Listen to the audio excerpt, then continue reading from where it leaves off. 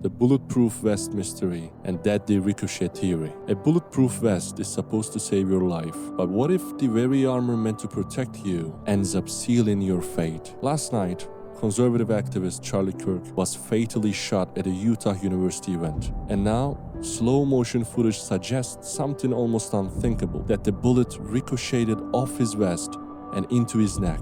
How could this happen, and who wanted him dead? September 10, 2025, Utah Valley University. Over 3,000 people gathered to hear Charlie Kirk, the controversial founder of Turning Point USA, on the first stop of his American comeback tour. The mood is electric, until it isn't. At 12:20 p.m., a sharp crack rings out. A sniper's bullet. Kirk collapses. Panic erupts. Within seconds, America would be asking, what just happened? Eyewitness videos show his shirt jolting sharply on impact. A movement many believe reveals the bullet striking his chest first. But the fatal wound was to his neck. Could the bullet have ricocheted? And if so, of what? This is where the story gets stranger and deadlier. Almost immediately, theories spread online. Some claim Kirk had been wearing a bulletproof vest, standard protection for public figures facing threats.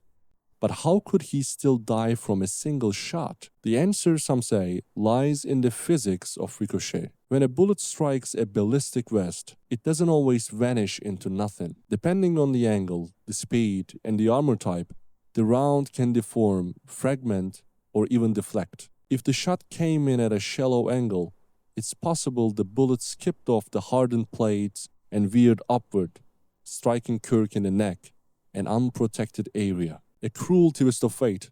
The vest may have redirected the bullet, turning survival into death. To understand how, picture this. A flat stone skimming across a lake. If it hits at just the right angle, it bounces. A bullet is no different. Even the toughest armor has weak points, the edges of plates, the gaps between coverage zones, the collarbone and throat areas. The human body is not flat terrain. It's full of angles. And in the chaos of a live shooting, even a tiny deflection can spell disaster. In fact, history has grim precedents. Officers have survived shots to their vests only to be injured by fragments.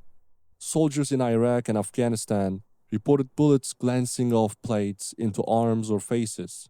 The Kirk shooting may now be added to that tragic list. Imagine being in that crowd, watching in real time as the very armor meant to protect a man may have betrayed him. What would you have thought in that moment? But to understand the magnitude of this killing, we need to step back. Who was Charlie Kirk?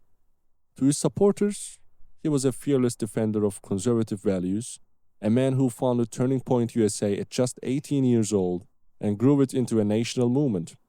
He spoke to millions of young conservatives, hosted a daily show, and campaigned with high-profile Republicans.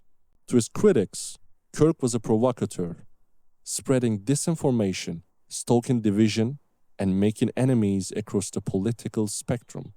Love him or hate him, few could ignore him. And now, his assassination ensures that his name will echo in American history. So who wanted him dead? Police say the sniper fired from a rooftop about 200 yards away. Investigators are combing through footage, hunting for suspects. Some believe this was a lone wolf, politically motivated. Others whisper about organized groups, domestic extremists, or even foreign interference. Right now, it's all speculation. But one thing is clear, this was not random. A calculated shot during a high-profile event aimed with precision. Whoever pulled the trigger wanted Kirk silenced and succeeded. And the country is left to wonder, who gains the most from his death? The immediate aftermath was chaos. Attendees scrambled for cover. Security rushed the stage. Videos flooded social media.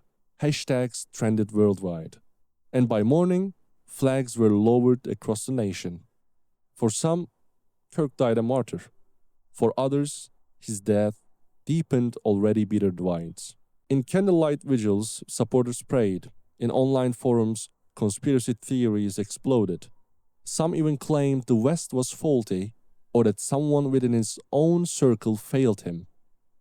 The Ricochet theory became the lightning rod. debated endlessly in headlines, podcasts, and comment sections. But here's the haunting question.